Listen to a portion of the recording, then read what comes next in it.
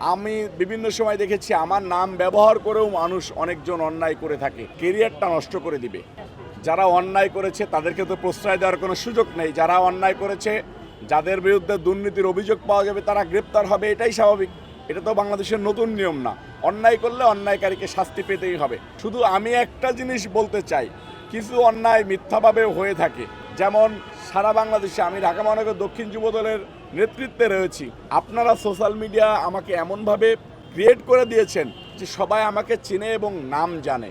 আমি বিভিন্ন সময় দেখেছি আমার নাম ব্যবহার করেও মানুষ অনেকজন অন্যায় করে থাকে, যেগুলোর সাথে আমি কখনোই জানি না। আমি যেমন কিছুক্ষণ আগে পার্টি অফিসে বলতেছিলাম যে কালকে আমাকে একটা বড় ভাই বলল যে এয়ারপোর্টে মনে হয় কোনো একটা দুর্ঘটনা ঘটছে। কি ঘটনা ঘটছে আমি সেটাও জানি না। আমাকে বললো যে এয়ারপোর্টের একটা ঘটনায় তোমার নাম বলা হয়েছে বা তোমার নাম ব্যবহার করা হয়েছে। আমি এর আগে দেখেছি মতিঝিলের একটা ঘটনায় আমার নাম ব্যবহার করেছে, আমি যেটা জানিও না। এরকম করে অনেক সময় অনেক লোক মানুষের নাম ব্যবহার করে অন্যায় কাজে লিপ্ত হয়, নেতাদের নাম ব্যবহার করে নিজেকে বেনিফিশিয়ারি করতে চায়। আমি পল্টন পার্টি অফিসে এসে আমাদের নেতাকর্মীদেরকে বললাম যে আমার নাম যে ব্যবহার করবে তাকে ব্যবহার করার সাথে সাথেই পুলিশে দেওয়ার জন্য আহ্বান জানাইছি এবং পুলিশ প্রশাসনকে বলছি।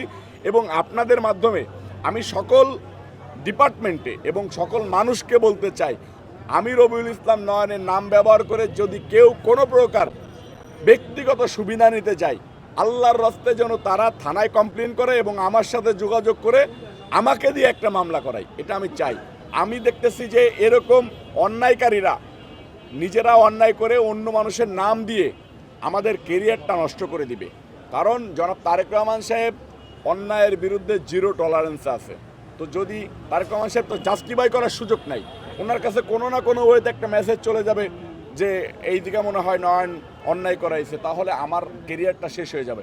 এই কারণে আমি আজকেও নেতাকর্মীদেরকে বলতেছি, এর আগেও বলেছি, আপনাদেরকেও বলতেছি, আপনারা এইটা প্রচার করুন যে রবিউল ইসলাম নয়ন সহ আমাদের যেসব নেতাকর্মীদের নাম বিক্রি করে বিভিন্ন সুবিধাবাদ জিন্দাবাদরা বিভিন্ন দপ্তরে ঘুরে বেড়িয়ে নিজস্ব ফ্যাসিলিটি নিতে চায়, তাদেরকে আইনের হাতে তুলে দিন। পুলিশ প্রশাসন তো সারা বাংলাদেশে অনেক, কেউ কারো মতো করে মন গড়াও ঘটনা ঘটায়, আবার তিল্লে তাল বানায়েও কিছু লোক ইস্যু করতে চায়। আপনারা দেখেছেন যে বিভিন্ন সময় বাংলাদেশে মব কালচার সৃষ্টি করেছে জামাত শিবির। গণতান্ত্রিক সরকারের কাছে মব সৃষ্টি করার কোনো সুযোগ নেই এবং জনাব তারেক রহমান সাহেবের নেতৃত্বে যে সরকার রয়েছে, এই সরকার কোনো মববাজদেরকে প্রশ্রয় দেয় না এবং অন্যায়কে প্রশ্রয় দেয় না।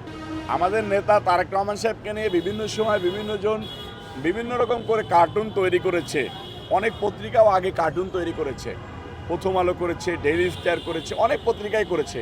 আমাদের প্রিয় নেতা জনাব তারেক রহমান সাহেব দেখবেন অনেক সময় তাকে নিয়ে কার্টুন করার পরে তিনি নিজের ভেরিফাইড ফেসবুকেও পোস্ট করেছেন।